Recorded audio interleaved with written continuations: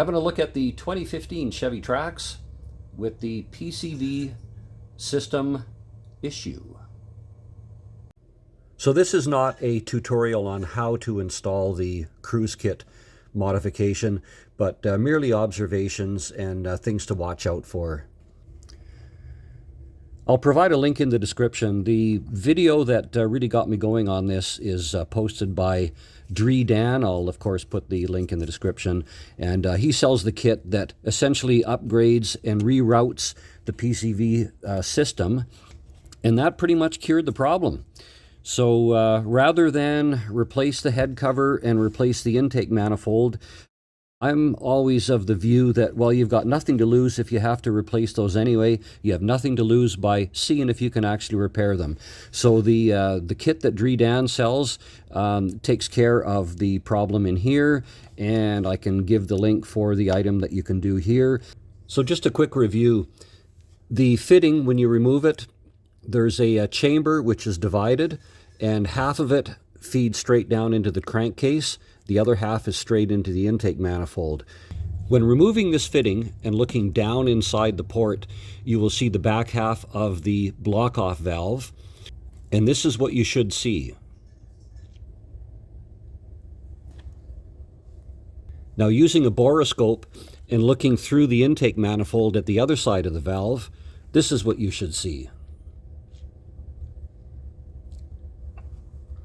As you can see from the view inside the intake manifold looking at the valve, it's completely missing the ring portion which actually does the sealing.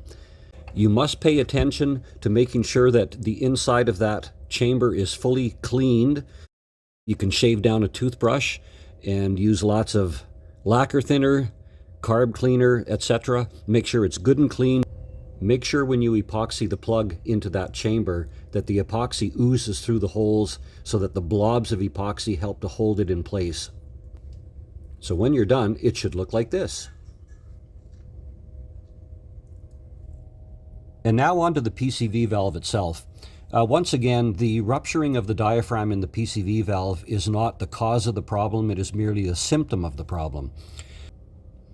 With the head cover removed, the first step to removing the PCV valve is to hacksaw off the top chamber.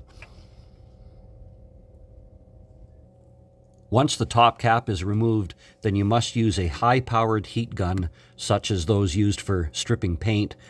You're going to need to heat that up for a good 3 minutes, maybe longer. You're not trying to actually melt the plastic. It's quite high temperature. It'll soften somewhat.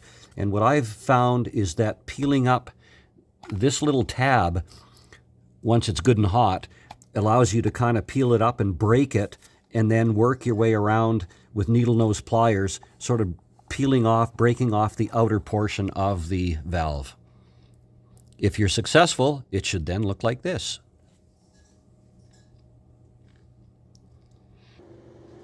As you can see, my PCV valve diaphragm was a mess.